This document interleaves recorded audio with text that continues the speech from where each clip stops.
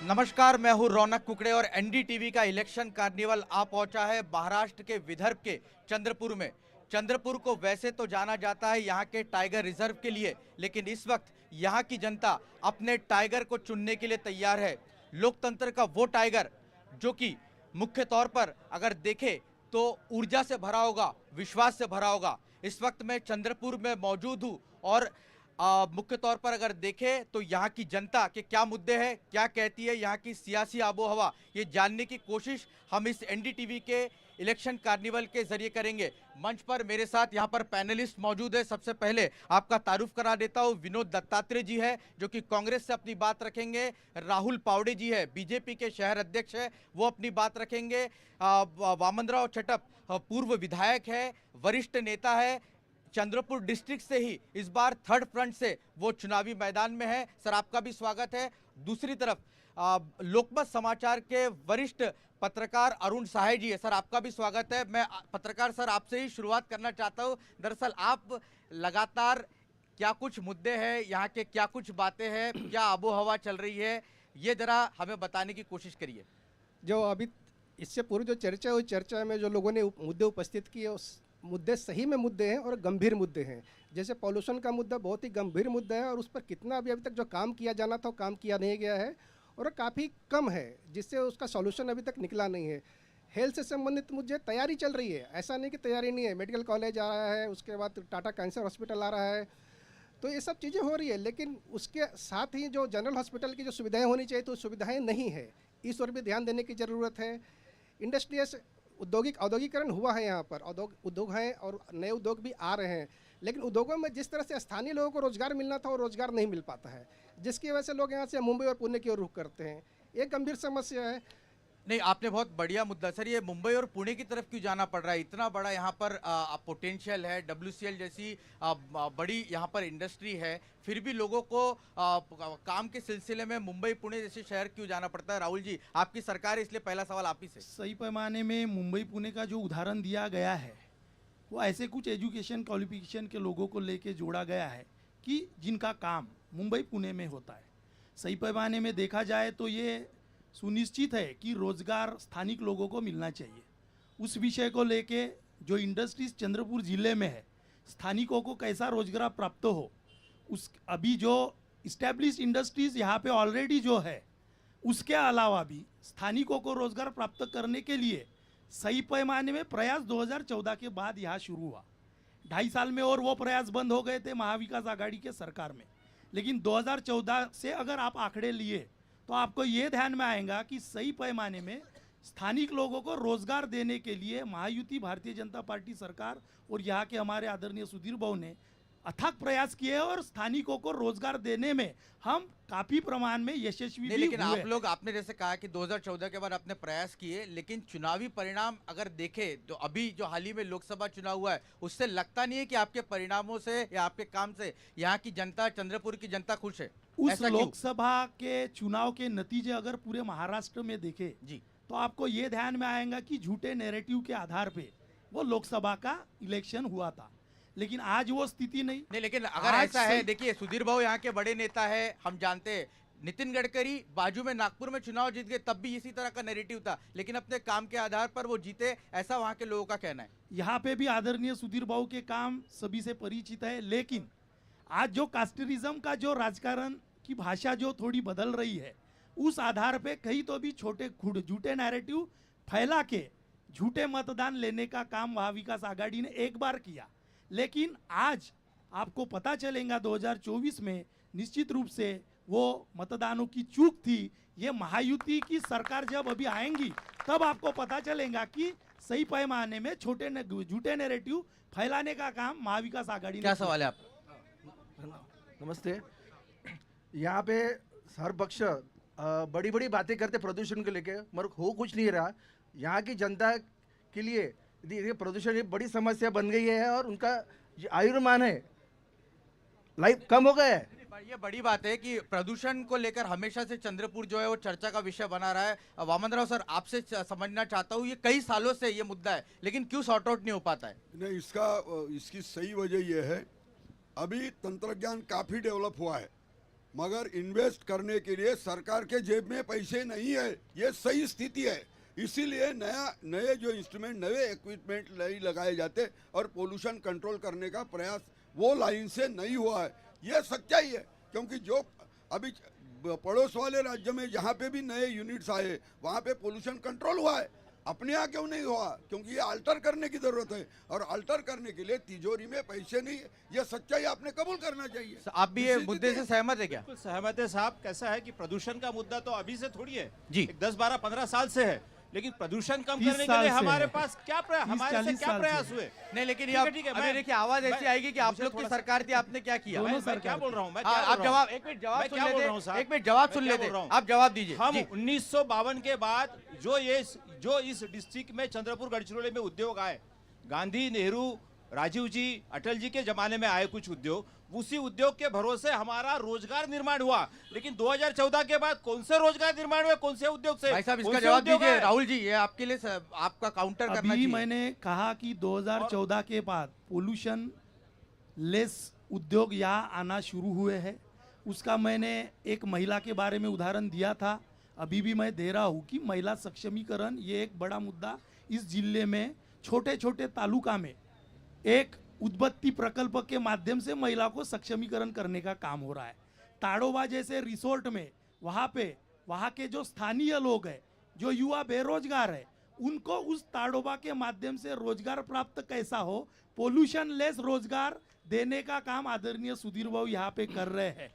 इसी के माध्यम से मैं बांबू प्रशिक्षण केंद्र का उदाहरण देना चाहूँगा कि वहाँ पे भी ऐसा उद्योग खड़ा हुआ है कि जिस माध्यम से हजारों महिलाएं, हजारों युवकों को उस बांबू प्रशिक्षण के माध्यम से रोजगार प्राप्त हुआ है। अभी हमारे सरकार ने निर्णय लिया है लाड़का भाऊ योजना, उस माध्यम से सरकारी कार्यालय में अप्रेंटिस के माध्यम से ट्रेनिंग भी दी जा रही है और उनको यो रोजगार भी मिल रहा है। हाँ, ये आपका क्या कहना है? बांबू प्रकल्प 150 कोटी का चिचपल्ली में बांधकाम शुरू था, वो जल गया है। आज खंडर रूपी तैयार हुआ है, वो यूज करने लायक नहीं है। उसका जवाबदार कौन? भाई साहब ये बहुत ज्यादा सुधीर भाऊ की तरफ से लगातार हाँ बताइए। काँग्रेसच्या सरकारमध्ये हिंदी में पूछिए ना। मराठी में बात करूंगा मैं। आदिवासी संघटनेचा एक प्रमुख नेता म्हणून मी या ठिकाणी उपस्थित आहो। आपण जे मुद्दे आत्तापर्यंत उपस्थित केले ते सगळेच्या सगळे व्यर्थ आहेत, कारण की प्रामुख्याने आमच्या चंद्रपूर जिल्ह्यामध्ये हा आदिवासी बहुल जिल्हा आहे।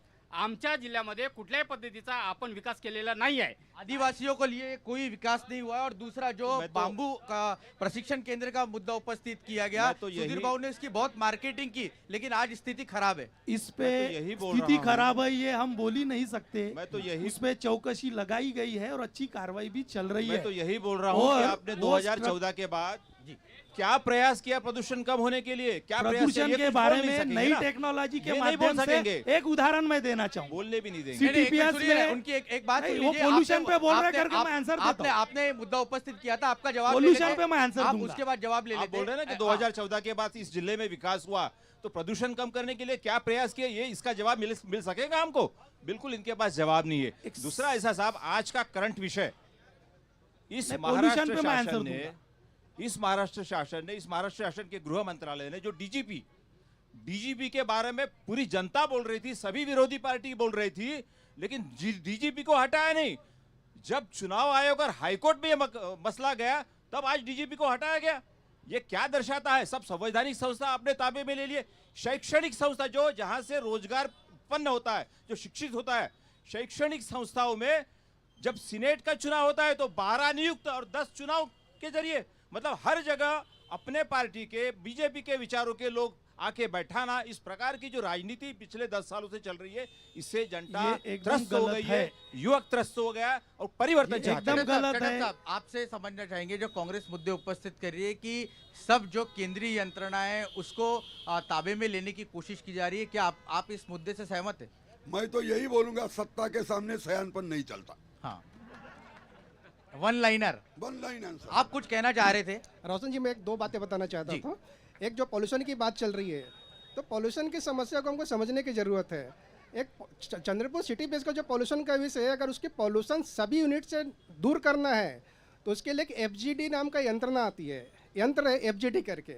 अगर फ्लोराइज्ड गैस डोजिंग, अगर इस यंत्रणा को लगाने तो आज CTPS को 2300 करोड़ रुपए की जरूरत है। अगर 2300 करोड़ रुपए लगाया जाता है तो CTPS और महाजनकों की हालत क्या है उस किसी छुपी नहीं है। और आखिरी में क्या होगा, 2300 करोड़ रुपए का वो सामान्य लोगों पर ही डाला जाएगा। तो आज चंद्रपुर की मजबूरी है, या तो पॉल्यूशन सही है या फिर बिजली बिल बढ़ाइए। ये तय आपको करना है कि क्या होगा करके। हाँ, और एक दूसरी बात और बोलना चाह रहा था मैं कि आज राज्य में पूरी राजनीतिक विश्वसनीयता की कमी हो गई है। पॉलिटिकल लोगों के प्रति, राजनीतिक दलों के प्रति लोगों का विश्वास कम हुआ है। 2019 में इलेक्शन के बाद हुआ, कौन किसके साथ था, किसके साथ सगाई हुई, किसके साथ शादी हुई और किसके साथ तलाक हुआ और कौन किसके साथ आज है, ये स्थिति लोगों के यानी महाराष्ट्र के 13 करोड़ जनता के बीच में सभी पॉलिटिकल पार्टी के प्रति संदेह पैदा कर दिया है कि किसके साथ जाएंगे तो किसके साथ कौन रहेगा और किसके साथ नहीं जाएंगे तो भी किसके साथ कौन नहीं, जाएगा। जनता ये मानती है क्या, आप ये मानते हैं क्या मुद्दे को कि आप लोग को लगता है कि पॉलिटिकल पार्टी के नेताओं का विश्वास कम हुआ है, आप इनको मतदान करेंगे और ये दूसरी सरकार में चले गए तो? जी ये हुआ है, इसके पहले भी, अभी भी हुआ है। कैसा रोजगार के बारे में जो बात बोल रहे हैं, मैं कहना चाहता हूँ चंद्रपुर में रोजगार है मगर रोजगार बाहर नहीं निकल के आ रहे, उसको ऑडिट नहीं हो रहा है। आज यहाँ पे सिविल इंजीनियर को सिर्फ 20,000 की पेमेंट मिलती है, डाटा एंट्री को 10,000 पेमेंट मिलता है। आप बताइए महंगाई के दौर में 10,000 में घर चलाना संभव है क्या? आज मैं आपको एग्जाम्पल देता हूँ, पंचायत समिति के अंदर जो डाटा एंट्री ऑपरेटर काम कर रहे हैं उन्हें मात्र 10,000 वेतन दिया जाता है, जो कि 5-5 महीने तक वेतन नहीं होता है। जिला परिषद में सिविल इंजीनियर जो काम करे उन्हें मात्र 20,000 रुपये पेमेंट दिया जाता है। और ये जो लगते हैं ये लोग, जो इनका जो अपॉइंटमेंट होता है ये गुप्त तरीके से होता है, ना कोई जाहिरात होती है ना किसी तरीके का कोई इसकी। और एक कारखानों के जी ध्यान में आ गया, वेतन समय पर नहीं मिल रहा है, आप कॉन्ट्रैक्ट पर लोगों को ले रहे हैं लेकिन वेतन नहीं मिल रहा है। वामन राव चटप जी, आप क्या मुद्दे से सहमत है क्या? आप ग्राउंड पर घूमते भी रहते हैं। मैंने ये सच्चाई पहले ही बताई है कि राज्य के अर्निंग के 1.25 टाइम्स कर्जा है, राज्य दिवालिया हो गया है। इसीलिए 257 पोस्ट जो वैकेंट है वो भर नहीं सकते क्योंकि पगार देने की सुविधा नहीं। इसीलिए मैंने 4 मई 2020 के GR का जिक्र किया था। 3 ही डिपार्टमेंट की रिक्रूट शुरू है, पब्लिक हेल्थ, मेडिकल एजुकेशन और फार्मेसी, बाकी सब बंद है। स्पेशल परमिशन लेके PDFD से भरना चालू, यह सच्चाई है। और पगार नहीं होते नहीं, ये जो बेवाए है संजय गांधी निराधार योजना वाली या तो श्रावण बाल योजना वाले हमारे बुजुर्ग है, इनके भी 3-3 महीने पगार नहीं होते क्योंकि देने के लिए पैसा नहीं है। आप लोग तो लाडली बहना योजना में महिलाओं को इतना मदद कर रहे हैं, लेकिन जैसे उन्होंने कहा कि बाकी योजनाओं के पैसे लोगों को नहीं मिल रहे हैं। बाकी योजनाओं में इन्होंने जो निराधार योजना और श्रावण बाल योजना का उल्लेख किया, सही पैमाने कुछ जगह टेक्निकल प्रॉब्लम की वजह से ही सिर्फ अकाउंट में उनके पैसे नहीं आए हैं। आज मतलब कुछ लोगों को नहीं आए कि बाकी लोगों के सब में टेक्निकल प्रॉब्लम हो गई है? सभी नहीं, हर लोगों के अकाउंट सर, में ये सही है पैसे क्या? आ रहे चटप हैं। साहब, ये सही है क्या? यहाँ पे बताने के लिए ये सही है क्या? दे रहे होंगे तो ये सच्चाई नहीं है, ये डिफेंस गलत है। ये सच्चाई नहीं है, उसके बाद बचाव आपने है। कहा, सच्चाई नहीं है, बचाव है।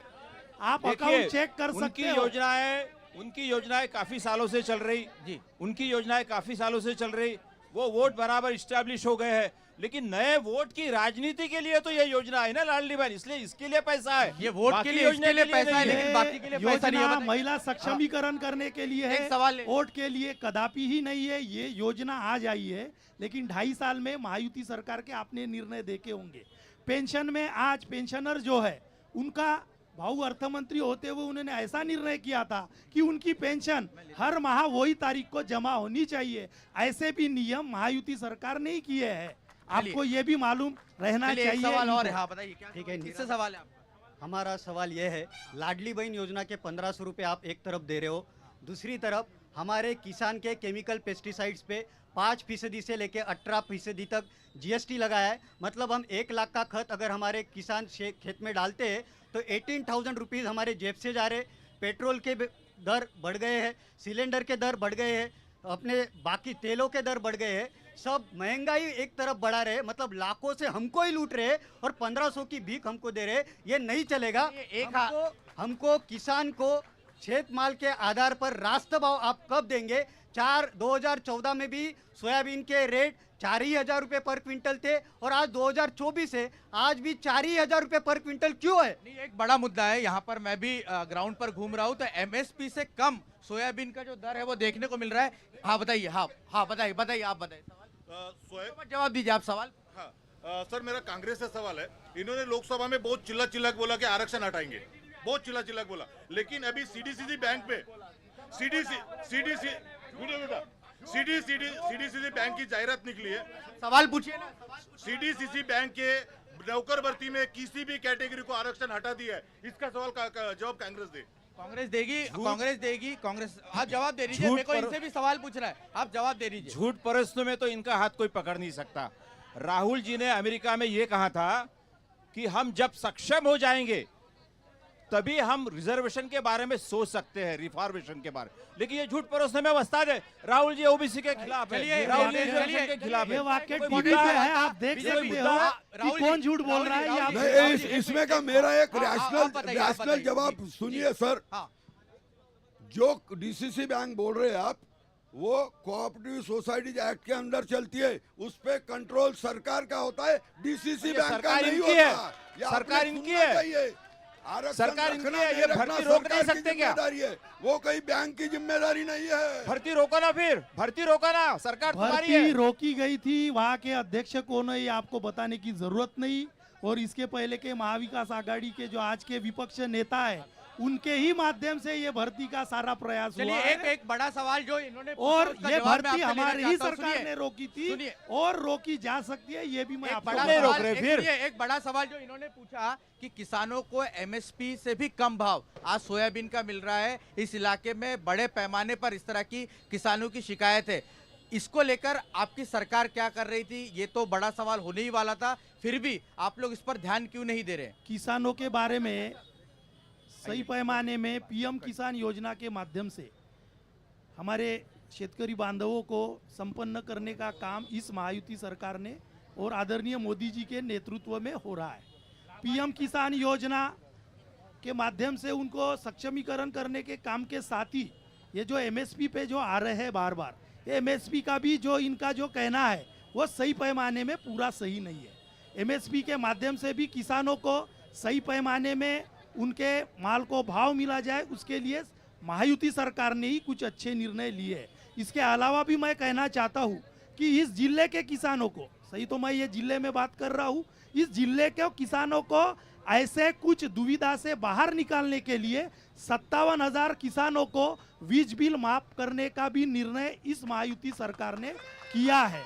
तो ऐसे बहुत से निर्णय हैं इस जिले में लिए जा रहे हैं, लेकिन इस निर्णय को दूर ध्यान करते हुए सिर्फ एमएसपी पे भाव नहीं, ऐसे कुछ दूर ध्यान करने का प्रयास विरोधों के माध्यम से हो रहा है। चटप सर आप कुछ कहना चाहते हैं? हाँ सर बताइए। चालू आर्थिक वर्षामध्ये सोयाबीनची एमएसपी है, हिंदी में बता दीजिए, हिंदी में बता दीजिए। हाँ हिंदी में बताइए। सोया की एमएसपी है 4,892, हाँ कपास की है 7,551 और प्याडी की है 2,300। सोया का परचेस 3 माह हम करेंगे, ऐसा केंद्र सरकार ने ऐलान किया था। इंटरवेंशन स्कीम के तहत हम परचेस करेंगे, ये भी बोला था, मगर परचेस शुरू नहीं किया है और किसान को 4,000 में सोया बेचना पड़ रहा है। ये तो क्लियर वायलेशन है। सर मेरा ये एक सवाल है कि आज जिला परिषद की जो पट संख्या है सर दिन पर दिन कम क्यों होती जा रही है और प्राइवेट में बच्चों की जो संख्या ज्यादा क्यों होती जा रही है? इसलिए ने मेरा ये नहीं सर, मेरा ये सवाल है कि आप ऐसी सुविधा क्यों नहीं दे रहे कि वहाँ बच्चों की संख्या कम होती जा रही है? सवाल किससे? सवाल सर मेरा भाजपा से सवाल। बीजेपी से सवाल है। सही तो जिला परिषद की पट संख्या बढ़ाने का काम सही पैमाने में ही हमने किया है। जिला परिषद के विद्यार्थियों की पट संख्या बढ़ाने का काम ही सही पैमाने हमने किया है। डिजिटल स्कूल के माध्यम से इस जिले में जिला परिषद की ऐसे कई स्कूल है कि जिनके पट संख्या में बढ़ोतरी हुई है। उसका उदाहरण मैं और महानगर पालिका में दूंगा कि यहाँ पे ही सावित्रीबाई स्कूल है नेताजी चौक में, चंद्रपुर में, उसकी पट संख्या में आज एडमिशन नहीं मिल रही है। आज जनरल लोगों को वहाँ एडमिशन नहीं मिल रही है। यही इस चंद्रपुर जिले का पट संख्या बढ़ाने का प्रयास सही पैमाने में हमने आंकड़ों के साथ हम दे सकते हैं। इनको कुछ कहना है? हमारे राहुल जी बावड़े इन्होंने जो कहा, जिस स्कूल के बारे में इन्होंने कहा, मैं उनको बताना चाहता हूँ कि बाजू में जो टागोरा स्कूल थी वो बंद होके वहाँ के स्टूडेंट्स को यहाँ पे शिफ्ट किया गया है और बहुत सारे ऐसे सिस्टम्स है कि जहाँ पे चंद्रपुर में सबसे बड़ी बात तो प्रदूषण की, आज तक उसका अभी तक हमको आंसर नहीं मिला। कोशिशें जारी है, लेकिन मेरा सवाल है कि कितने साल से आपके यहाँ पे मंत्री रह चुके, फाइनेंस मिनिस्टर आपके थे, आज आपको पता है कि स्किल डेवलपमेंट पर्सन हमारे डिस्ट्रिक्ट में बहुत ज़्यादा है। ऐसे सॉफ्टवेयर कौन सी कंपनी आज तक हमारे डिस्ट्रिक्ट में आई है जिसके वजह से यहाँ पे पुणे, मुंबई, बेंगलोर में जाने की नौबत युवक और युवती को चंद्रपुर पढ़ने के बाद जाने की नौबत आ रही है? इसका आंसर हमको दीजिए। राहुल जी, आज छोटे में रखिएगा, आगे इस दूसरे विदर्भ विषय पे में जाएं। मिहान छोटे जैसा में रखिएगा। प्रोजेक्ट, हाँ। इस विदर्भ में मिहान जैसे प्रोजेक्ट आदरणीय नितिन जी के नेतृत्व में, आदरणीय नितिन जी के नेतृत्व में इस विदर्भ में, इस जिले से कंसल्टेड प्रोजेक्ट मिहान में स्थापित हुए। आज हमारे नितिन जी हमेशा ही भाषण में आंकड़े के साथ कहते हैं कि विदर्भ के जो युवक है वो ज्यादा से ज्यादा आज मिहान में नौकरी कर रहे हैं, और ये जो बोल रहे हैं कि मिहान में हमारे विदर्भ के लोग आज पुणे, मुंबई जाते थे, लेकिन आज सॉफ्टवेयर के माध्यम से भी ऐसे सारी कंपनियां इस मिहान में काम कर रही है। नागपुर में भी आज विदर्भ के स्टूडेंट वहां जॉब कर रहे हैं, ये आंकड़े के साथ मैं कह सकता हूँ।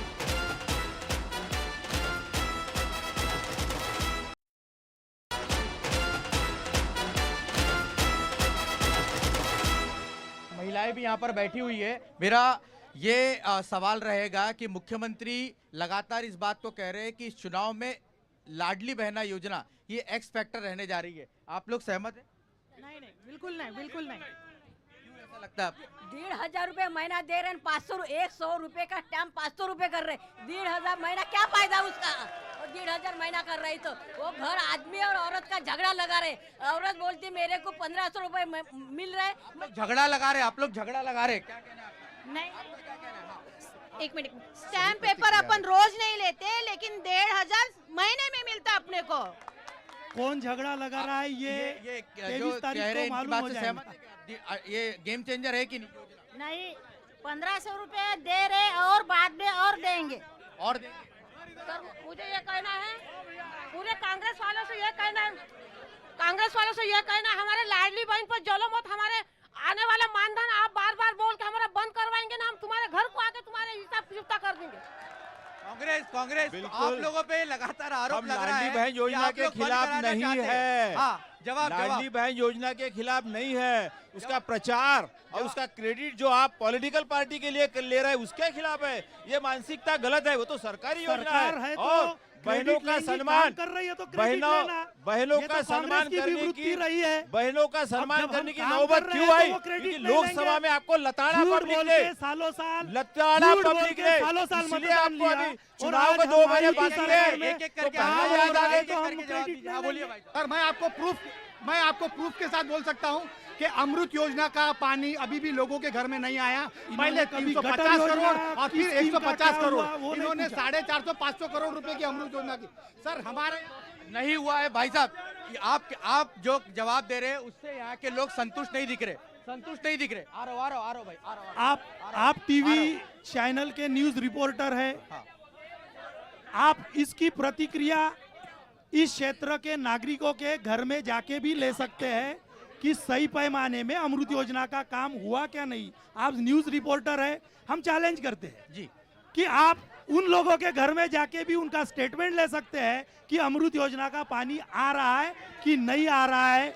और मैंने पहले ही कहा था कि 70% काम पूरा हुआ है और 30% काम अभी पूरा होने जा रहा है। भाई साहब क्या कह रहे हैं? पहले बोल रहे थे 100% अमृत योजना 60 से 70% ही कहा था 60% पे है और आज 100% होगा। 70 पे आ रहे। ये पब्लिक का आवाज है, सही मायने में अमृत योजना फेल है, एक के भी घर में पानी नहीं आ रहा। मैं तो यहाँ तक चलिए आगे बढ़ते अगला सवाल। हाँ सर, आपका नाम बताइए। चंद्रशेखर कोंडावार। अमृत जल योजना फेल नहीं है, 60% लोगों के यहाँ पानी जा रहा है। ये झूठे बोल रहे, सब झूठ बोल रहे, 100% झूठ बोल रहे।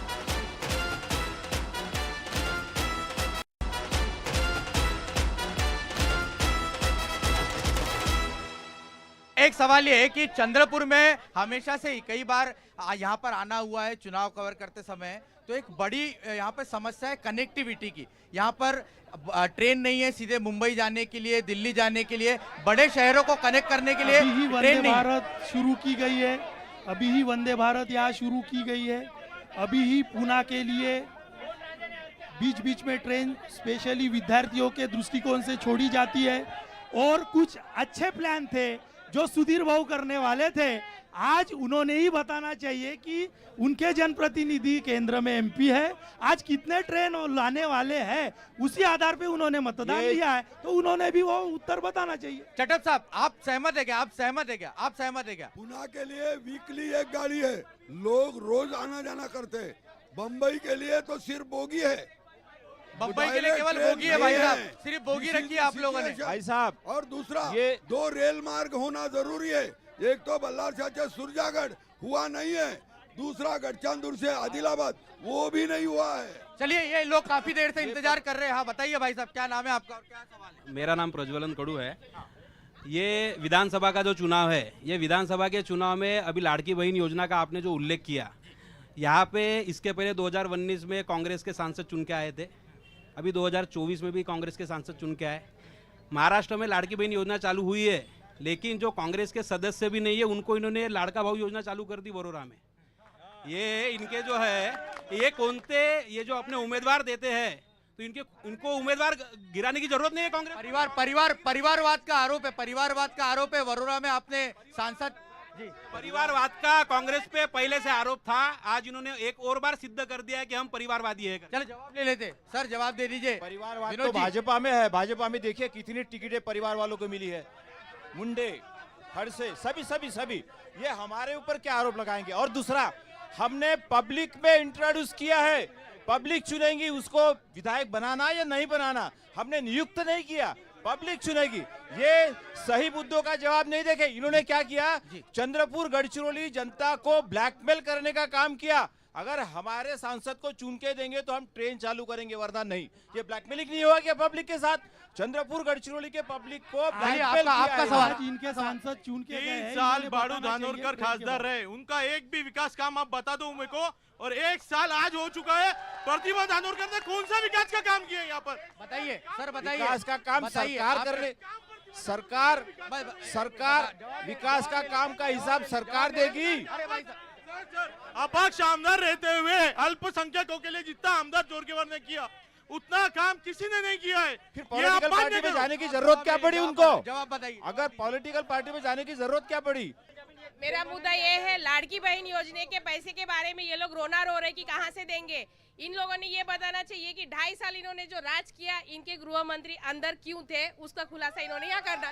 अनिल देशमुख जी अंदर क्यों थे? आपकी सरकार के सुप्रीम कोर्ट ने वर्डिक्ट दिया, गलत आरोप उनके ऊपर लगाया गया, जिसने आरोप लगाया वो एब्सकॉन्डिंग हो गया डीजीपी, और उसने कहा कि मेरा ऐसा अंदाज है, ये सुप्रीम कोर्ट के वर्डिक्ट है बेल के इसमें। अब इन्होंने झूठे आरोप पे एक आधे गृह मंत्री को अंदर करना, संवैधानिक संस्थाएं हाथ में लेके दबाव डालना, लोगों को ब्लैकमेल करना, यही काम भाजपा ने किया 10 साल में। सर, एक थोड़ी सी डिबेट को आगे ले जाते हैं। मैं बीच में भाई साहब 1 मिनट, मैं डिबेट को थोड़ा सा आगे ले जाना चाहता हूँ। हमारे साथ वरिष्ठ पत्रकार भी मौजूद है। सर, चंद्रपुर की राजनीति को अगर देखें और फैब्रिक को समझे, लोकसभा चुनाव में, अधिकतर विधानसभा चुनाव में कांग्रेस फिलहाल आगे दिख रही है, आंकड़ों के माध्यम से तो आगे दिख रही है, लेकिन आपको क्या लग रहा है कि 6 विधानसभाओं में इस बार आपका प्रेडिक्शन क्या है? लोकसभा चुनाव के समय जो हालात थे, उस समय का जो पैटर्न था और जो समय का नैरेटिव था, वो नैरेटिव अभी विधानसभा में नहीं है। और लोकसभा में 6 चंद्रपुर जिले के सभी विधानसभा क्षेत्र में कांग्रेस के जो कैंडिडेट थे, एक तो 2 पार्ट है, चंद्रपुर का 4 विधानसभा क्षेत्र चंद्रपुर जिले में आते हैं, 2 विधानसभा क्षेत्र गढ़चिरौली लोकसभा क्षेत्र में आते हैं, लेकिन यवतमाल में आते हैं, नहीं 2 तो चंद्रपुर जिले का 2 गढ़चिरौली में आता है। हाँ, नहीं गढ़चिरौली में आते हैं, 2 गढ़चिरौली में आता है। कहाँ कन्फ्यूजन है? हाँ बताइए। हाँ, तो 6 चंद्रपुर जिले के सभी 6 विधानसभा क्षेत्र में दोनों कैंडिडेट कांग्रेस के आगे थे। नहीं, अभी क्या होगा? ये क्या होगा? अभी क्या होगा ये बताइए। मैं वही बता लग रहा है, लेकिन वो नैरेटिव अभी कायम नहीं है। वो नैरेटिव कायम नहीं है। चटप साहब, आप मानते हैं वो नैरेटिव कायम नहीं है? ये तो इसका कोई जवाब देता नहीं है। चाइल्ड इन होम है, माँ के पेट वाला बच्चा है, डिलीवरी होते तक आप इसका कोई सवाल और जवाब नहीं ढूंढ सकते। नहीं, लेकिन आप वरिष्ठ नेता है, आप चुनाव भी लड़ रहे हैं, आपके क्या मुद्दे, किन मुद्दों के आधार पर आप जनता से इस बार वोट मांग रहे हैं? विधानसभा क्षेत्र के मुद्दे और वहाँ के कैंडिडेट देख के ही लोग तय करने वाले हैं। नहीं, लेकिन यहाँ पर बगावत भी बहुत हुई है, लेकिन आपके क्या मुद्दे रहेंगे? क्यों आपको? मेरा मुद्दा है किसानों को रिम्यूनरेटिव प्राइसेस मिला देना, उनको टेक्नोलॉजी की आज़ादी देना, उनको फ्री एक्सेस टू मार्केट देना। नंबर दो ये जो मसला है जो पट्टे का पड़ा है, हम स्टेट गवर्नमेंट के जरिए सेंट्रल गवर्नमेंट को बोलेंगे कि ये जो फॉरेस्ट राइट्स एक्ट है उसमें संशोधन कर। मी एक मिनिट एकट्या आमदाराचं कोण ऐकल्याचं उत्तर ऐकायचं। मी PWDचा महाराष्ट्रात टॉपर होतो, मला कोणीही काही बायपास केलं नाही। एका नदीवर मी 8 पुलं बांधले, एक होता एका जागेत 8 बांधले। भावाच्या भरोशावर 2 बायका वागवता येत नाही, स्वतःच्या भरोशावर 1 वागवावी। चलिए आगे बढ़ते हैं। भाई साहब ये बताइएगा कि लोकसभा में तो आप लोगों का यहाँ पे आप लोग की दाल नहीं गल पाई, विदर्भ में बहुत नुकसान हुआ, इस बार क्या रणनीति है? आप लोगों को क्यों मतदान करना चाहिए, महायुति को क्यों मतदान करना चाहिए? इस बार जो 2.5 साल में महायुति सरकार में सही पैमाने में नागरिकों के हित में जो निर्णय लिए हैं, जिसकी चर्चा भी मैंने यहाँ की, और ऐसे कई निर्णय हैं कि जो लोकहित के बारे में है, फिर वो शिक्षा से जुड़े हो, आरोग्य से जुड़े हो, या फिर रोजगारों से जुड़े हो, किसानों के बारे में निर्णय हो, उस आधार पे हम लोगों के तरफ, जनता के तरफ जा रहे हैं। और अभी आपने सुना कि इसका उत्तर हम पहले नहीं दे सकते, आदरणीय हमारे ज्येष्ठ नेता ने कहा, तो इसका उत्तर उन्होंने ही दे दिया है कि 23 तारीख को जनता किसके साथ रहने वाली है, और हम विकास के आधार पे, नागरिकों के सम्मान के आधार पे हम नागरिकों के तरफ जा रहे हैं, मतदाताओं के तरफ जा रहे हैं। झूठे नैरेटिव इस बार जनता सहन न करने वाली है, ये भी सिद्ध है। विनोद जी, आप लोग को क्यों मतदान करेगी जनता? क्या मुद्दे हैं आपके? नहीं, हमारे मुद्दे बहुत ही सही है। हम लोगों ने अपने काम के ऊपर वोट मांगे 2014 तक, और अभी इनकी जो नाकामियां है वो पब्लिक की नजर में आ गई है। ये झूठे वादे करते, झूठ नैरेटिव फैलाते, रिवेंजिव एटीट्यूड रखते हैं, और ये एटीट्यूड के कारण पब्लिक त्रस्त हो गई है। हमारे युवाओं को रोजगार नहीं, उसके बारे में नहीं बोलेंगे। हमारे कामगारों को काम नहीं, उसके बारे में नहीं बोलेंगे। हमारे किसान को दाम नहीं, उसके बारे में नहीं बोलेंगे। और झूठा विकास दिखा के वोट लेना चाहते, पब्लिक ने नकारा है, और पब्लिक इस बार भी इनको नकारने वाली है। चलिए आपका सवाल। हाँ, सही तो केंद्र में विकास काम के आधार पे ये टिकट झूठ दी बोल जाती रहे है। हैं। विकास काम के आधार पे टिकट दी जाती है, तो मैं ये जानना चाहता हूँ वरोरा में ऐसा कौन सा विकास हुआ है जिसके कारण उनके भाई को टिकट दी गई है? पहला एक ये विषय है। उसके बाद में दूसरा विषय मैं ये देता हूँ, यहाँ पे जो प्रवीण पडवेकर जी उम्मीदवार है, उन्होंने ऐसे कौन से काम किए हैं जिसके आधार पे उनको टिकट दी गई है? और सुनिए, पांच काम, मैं सिर्फ 5 काम गिनूंगा, मेरे को आप 5 काम गिन के बता दीजिए कि कांग्रेस ने सत्ता में रहते हुए कौन से 5 काम यहाँ पे किए। कांग्रेस की चिंता कांग्रेस करेगी, वो दे रहे। आप पूछे, इनसे पूछे, भारतीय जनता पार्टी से पूछे कि भारतीय जनता पार्टी की जो सीट है यहाँ की विद्यमान जो उम्मीदवार है, उनका 2 दिन पहले तक इन्होंने विरोध किया, नागपुर तक गए है, देवेंद्र फडणवीस को मिले, और 2 ही दिनों बाद उसका समर्थन कर रहे हैं। तो ये अपने स्टैंड पे है क्या इनका? भाई साहब क्या कहना है आपका? बताइए। हाँ बताइए। ये कहना है सर, बताइए आराम से। बताइए। मैं यहाँ का विधानसभा 71 का उम्मीदवार हूँ, आनंद सुरेशराव इंगड़े, और मेरा ये कहना है, जो लोग बोलते हैं मैं अमके पार्टी का, मैं टमके पार्टी का, ठीक है, आप कोई भी पार्टी के रहो, महाराष्ट्र विधानसभा में 288 सदस्य, बरोबर है, 288 एमएलए, और इन सब एमएलए को जो अभी कल जो चुनाव होगा, वहाँ पे जो भी लोग अभी ये चुनाव हार जाएंगे, उनको मरते दम तक पेंशन देनी पड़ती है। और जिन उम्मीदवारों के तरफ करोड़ों रुपए की संपत्ति है, 50-60 लाख के गाड़ी से घूमने वाले लोग हैं, ये अगर इतने ही देशभक्त है, क्यों नहीं किसी राष्ट्रीय पक्ष के नेता ने बोला कि मैं जब कल चुनाव हार जाऊंगा तो मुझे किसी भी प्रकार की कोई पेंशन नहीं चाहिए? बहुत बड़ा मुद्दा है सर, ये बड़ा मुद्दा है, जवाब दीजिए। क्यों बड़ा मुद्दा इन्होंने उपस्थित किया है, क्यों आप लोग को पेंशन की जरूरत पड़ती है? ये सिर्फ जवाब मेरे लिए ही लागू नहीं है, यहाँ बैठे सभी के लिए लागू है। नहीं, लेकिन जो मुद्दा है वो इम्पोर्टेंट है, जिसको जरूरत नहीं है उन्होंने उसको छोड़ देना चाहिए। सही पैमाने में ऐसे भी बहुत से उदाहरण हैं जो छोड़ चुके हैं, शायद उनको मालूम नहीं है। कोई अनेक ऐसे आमदार है जो पेंशन उठाते नहीं है। क्या बताइए सर, मैं भारतीय जनता पार्टी से एक सवाल करना चाहता हूँ। महाराष्ट्र में इनके पास या देश में इनके पास ऐसी कौन सी जादू की छड़ी है जो विपक्ष पार्टी के जो मेन चेहरे जो रहते हैं उनको अपने पार्टी में ले आ जाते, वो अपने पार्टी इनके पार्टी में आ जाते। अब चंद्रपुर में भी जो उम्मीदवार थे इनके, जो पहले भाजपा का विरोध करते थे, अब यहाँ के जो उम्मीदवार जो भाजपा के जो आघाड़ी पे चल थे, वो बोल रहे थे कौन सी क्या आपके पास जादू की कांडी है? ये जादू नहीं है, ये विकास का परिणाम है। ये मोदी जी के नेतृत्व में इस देश में जो काम हो रहा है, ये देश और संपूर्ण विश्व जो देख रहा है, उस विकास के आधार पे बहुत से लोग भारतीय जनता पार्टी में काम करने के लिए तैयार है, जो पहले उस महाविकास आघाड़ी में रह के त्रस्त हो गए थे, इसलिए वो इधर आए।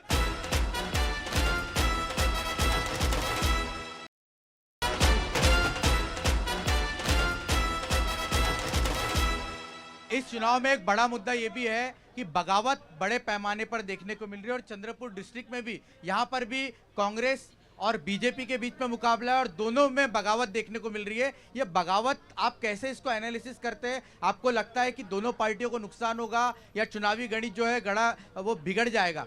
चटप साहब, लोगों ने तय किया है सर, बगावत हो या कुछ हो, लोगों ने तय किया है कि मुझे यही हस्बैंड चाहिए, तो लोग वो लाइन से तय कर चुके हैं।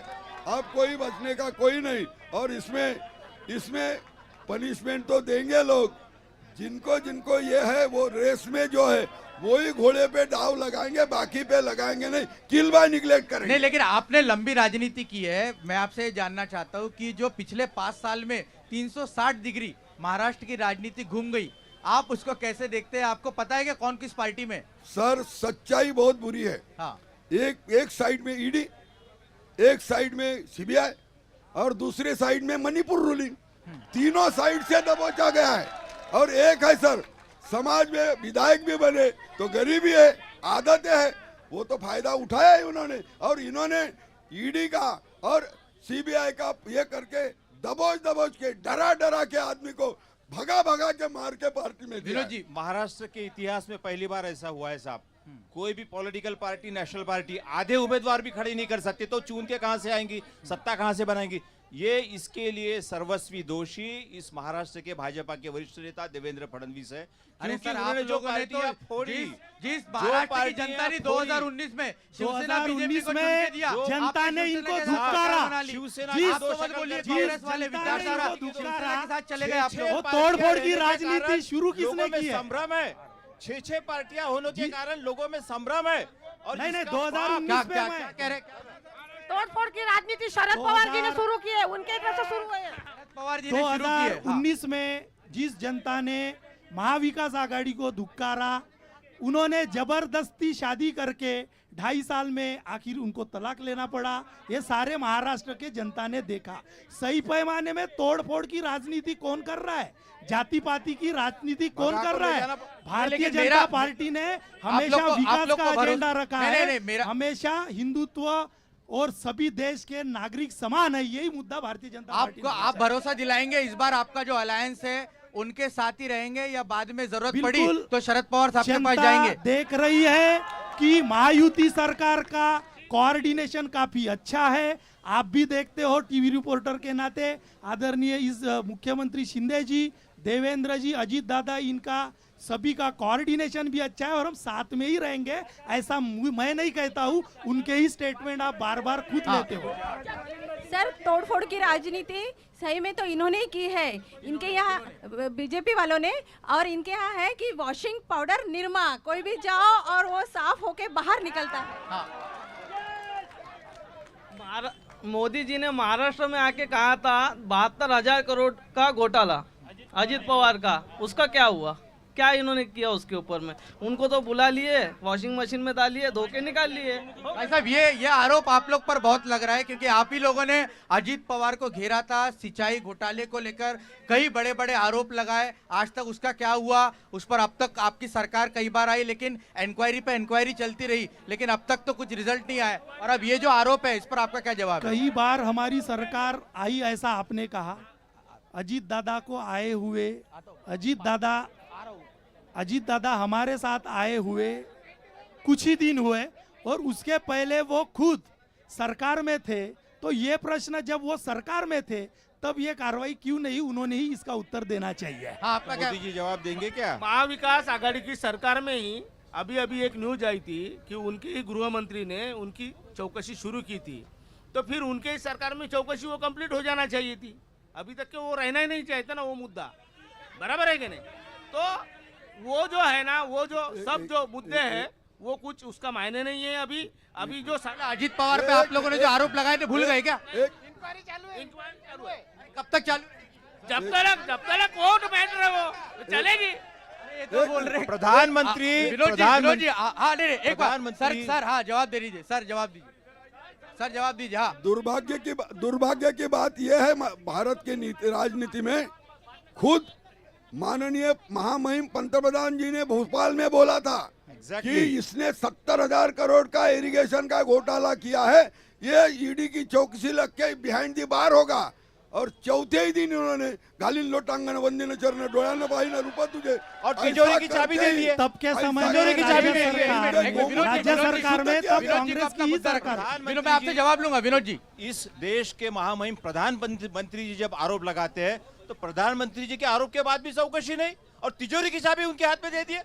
ये आज प्रधानमंत्री जी के बारे में ये जो कह रहे हैं, ऐसे कई राज्य है जी प्रधानमंत्री जी ने जो निर्णय लिए है नागरिकों के हित में, ऐसे कई कांग्रेस के राज्य है जहां पे इन्होंने वो नियम लागू नहीं किए हैं। पश्चिम बंगाल के मैं उदाहरण देता हूं, ऐसे असंख्य महाराष्ट्र इस देश में राज्य है कि जहां पे प्रधानमंत्री महोदय के इस पे इम्प्लीमेंटेशन नहीं किया गया। और इन्होंने ही अभी बोला था कि अनिल देशमुख जी के ऊपर आरोप है, सिद्ध नहीं हुए हैं और वो जेल में भी जाके आए हैं। अरे आप लोग लेकिन अजीत दादाजी ने कभी जेल में नहीं गए, अनिल देशमुख जी तो जेल में भी जाके आए हैं। हेलो, ये अजीत दादा क्या कर रहा, बाकी क्या कर रहे, उन पे कोई भी नहीं है। मेन मुद्दा है चंद्रपुर विधानसभा। अपने चंद्रपुर में थर्मल पावर स्टेशन सबसे बड़ा है। पिछले टाइम की विधायक ने लॉलीपॉप दे दिया था कि 200 यूनिट फ्री कर देंगे। अभी मुद्दा है, अभी 200 यूनिट लाने वाले हैं कि 400 यूनिट लाने वाले के लॉलीपॉप देने वाले। भाई साहब ये इंपॉर्टेंट मुद्दा है, चंद्रपुर का मुद्दा है। आप लोगों ने वादा किया था 200 यूनिट फ्री देंगे, क्या हुआ उसका? नहीं जवाब पैनलिस्ट से लेता हूँ, आपसे भी लेता हूँ, आता हूँ मैं। आप सवाल पूछिएगा, बताइए, जवाब दीजिए। 2.5 साल में वो ही विधायक महाविकास आघाड़ी के सरकार में ही प्रयासरत थे और उन्होंने काफी प्रयास किए। तब 200 यूनिट के बारे में उन्होंने जो निर्णय लेना चाहिए था, यहाँ के पालक मंत्री वडेट्टीवार जी थे, तब के समय में ये हुआ नहीं। आज 200 यूनिट का मुद्दा तो मैं नहीं लूंगा, लेकिन आज सही पैमाने में प्रयासरत वो है और निश्चित रूप से जब महायुति सरकार इस 23 तारीख को आएंगी उसमें हम निश्चित रूप से प्रयास करेंगे। अब वामन राव सर आपसे समझना चाहूंगा, ये जो जिस तरह के वादे किए जा रहे हैं, आपको लगता है ये फुलफिल किए जा सकते हैं? 200 यूनिट तक बिजली दी जा सकती है मुफ्त में? ये कबूल किया तो भी नहीं हो सकता। ये चुनावी जुमला है, ये हो नहीं सकता क्योंकि एमएससीबी की हालत इतनी पतली है कि वो तनख्वाह नहीं दे सकते, इसीलिए हो नहीं सकता। ये क्या चुनावी जुमला है? बिल्कुल चुनावी जुमला है, बल्कि हम सब ने ये प्रयास करना चाहिए कि महाराष्ट्र में बिजली सबसे महंगी है। हर राज्य में 9 रुपए 9.5 रुपए बिजली है और महाराष्ट्र में 19 रुपए है। तो हम क्यों सब लोग मिलकर प्रयास नहीं करते? क्योंकि उद्योग लाने के लिए बिजली सस्ते में मिलना चाहिए। क्या ये बिजली के भाव आज बढ़े हैं? हम ये प्रयास करेंगे ये तो बिजली उद्योग के आएंगे। भाव आज हम इस बढ़े बारे हैं में प्रयास क्या? नहीं करते। चलिए मैं थोड़ा डिबेट को थोड़ा सा आगे बढ़ाता हूँ। मेरे को आपसे ये पूछना है, विनोद 1 मिनट 2 मिनट, मैं आपसे पूछना चाहता हूँ कि चुनाव का मतलब आपके लिए क्या है? चुनाव का मतलब आपके लिए क्या है? चुनाव का मतलब जनता को समाधानी करना, निष्पक्ष रूप से, स्वच्छता से, पारदर्शी से राज्य करना, युवाओं को, महिलाओं को, विद्यार्थियों को, हेल्थ को प्रायोरिटी देना।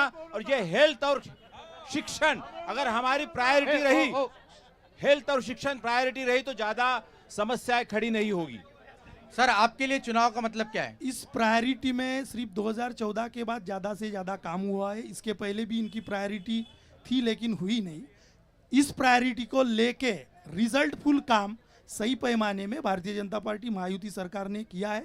इसका मैं जिक्र भी कर चुका हूँ। फिर मेडिकल कॉलेज का यहाँ पे स्थापना हो, कैंसर हॉस्पिटल हो, बांबू प्रशिक्षण केंद्र हो, यहाँ पे SNDT यूनिवर्सिटी हो, यहाँ पे नदी का संवर्धन हो, नदी खोलीकरण का काम हो, एक बड़े बड़े ब्रिजों का काम हो, इंफ्रास्ट्रक्चर का काम हो, इस माध्यम से यहाँ पे रोड, रस्ते और नाली, दीवा बत्ती का काम हो, जिस जगह पे आप खड़े हो उस राणा तालाब का सौंदर्यीकरण का काम हो। ऐसे असंख्य कामों के आधार पे नागरिकों को जो जरूरत है, फिर रेलवे के रिजर्वेशन का काम हो, रेलवे निर्माण करने का काम हो, यहाँ पे उद्योग लाने का काम हो, यहाँ के युवाओं को रोजगार देने का काम हो, सही पैमाने में जो हमारा मैनिफेस्टो रहता है उसको पूरा करने के लिए ही हम जनता तक जाते हैं और वो आश्वासन की पूर्तता हमने यहाँ पे की है, उसी आधार पे हम और जनता के तरफ मत मांगने के लिए जाएंगे। सर, आप चुनाव को लेकर क्या सोचते हैं? आपके लिए चुनाव का मतलब क्या है? मेरे नजर में चुनाव का मतलब है जो भी वादे जनता के साथ किए गए हैं मैनिफेस्टो के जरिए, उनके आशा आकांक्षा का प्रतिबिंब असेंबली के निर्णय प्रक्रिया में उमटना चाहिए, खुलना चाहिए, नंबर एक। और जो मिनिमम नीड्स है जनता की, वो मिनिमम नीड्स मिलना चाहिए, पूरी होनी चाहिए। ये सही चुनाव का मतलब है। और ये चुनाव के जरिए जो राज डूबा है, फाइनेंशियल दिवालिया हुआ है, उसको बचाना है। लॉ एंड ऑर्डर जो हमारे जिले में एक साल में 4 मर्डर हुए, फायरिंग हुई, ये लॉ एंड ऑर्डर मेंटेन करना है, ये सच्चाई है। दूसरा 12 गांव का सवाल है। जो गांव 12 गांव और 2 वाड़ी जिनको सेंट्रल गवर्नमेंट का होम मिनिस्ट्री का मसला है, अभी तक हल नहीं हुआ, सिर्फ उनके नामा डिलीट करना है, वो भी काम नहीं हुआ, वो भी सब इशू आयरन पर लाना है। और इसीलिए ये चुनाव महत्वपूर्ण है। अरुण सर, जिस तरह के वादे मैनिफेस्टो में राजनीतिक दल करते हैं, आपको लगता है कि इससे जो आर्थिक शिस्त होना चाहिए वो यहाँ पर नहीं लग पा रही है? मैं एक बात कहना चाहता हूँ, देखिए चुनाव एक पवित्र और संवैधानिक प्रक्रिया है जो लोगों को अपना मनपसंद जनप्रतिनिधि चुनने का अवसर और कर्तव्य निभाने का मौका देती है। लेकिन दुर्भाग्य से देखा जाए तो पिछले कुछ समय से जो चुनाव के संदर्भ में जो घोषणा पत्र जारी होते हैं, और दुर्भाग्यपूर्ण से किसी तरह से उसको पूरा नहीं किया जाता। वो चाहे कोई भी पार्टी हो, मैं किसी पार्टी के ऊपर नहीं जाना चाहता, लेकिन किसी भी पार्टी का घोषणा पत्र हो, कोई भी घोषणा पत्र पूरा नहीं करता। आप पिछले 10-15 कहीं भी लोकसभा विधानसभा के चुनाव उठा कर देख लीजिए। तो मैं चुनाव आयोग से मेरी एक रिक्वेस्ट है कि चुनाव आयोग ने जो पार्टियां अपना घोषणा पत्र जारी करती है उसको संवैधानिक दर्जा देना चाहिए और उसको बाध्यता देनी चाहिए कि ये आपको करना बाध्य होगा, रेगुलेट करना चाहिए। क्या आपको लगता है? सहमत है, क्योंकि देखिए 15 लाख का जुमला साबित हो गया ना। तो ये जो भी चुनाव जीतने के लिए घोषणा पत्र देते हैं, तो घोषणा पत्र को संवैधानिक दर्जा मिलना चाहिए, अदरवाइज जुमला बाद में जुमला बोल देते हैं। मुझे बीजेपी से एक सवाल पूछना है। हमारी लाड़के बहन का आपने हर घर में पैसे पहुंचा रहे, लेकिन इतने साल से हमारी आंगनवाड़ी की सेविका आज 200 रुपए में हमाली कर रही, उनको क्यों नहीं मानधन दे रहे आप? इतने कांग्रेस और बीजेपी क्यों नहीं दे रहे? जवाब दे दीजिए, आप बैठिए जवाब। आंगनवाड़ी सेविकाओं को हमेशा ही इस जिले में न्याय देने का काम, आप अगर इसके पहले के आंदोलन देखें तो सुधीर बाबू ने किया है, और अभी भी उनका जो प्रश्न है वो महायुति सरकार ही पूरा करेंगी, और उनको मानधन लेने का निर्णय भी विचाराधीन है और उसका भी निर्णय लिया जा रहा है। चलिए, आज चंद्रपुर में आप सबसे यहाँ बात करने का मौका मिला, जनता ने भी आपसे सीधे सवाल पूछे और मुख्य तौर पर आपने सभी सवालों के जवाब दिए। आप सबका शुक्रिया, चंद्रपुर की जनता का भी शुक्रिया। एनडीटीवी इंडिया पर खबरों का सिलसिला जारी रहेगा, आप देखते रहिए एनडीटीवी इंडिया।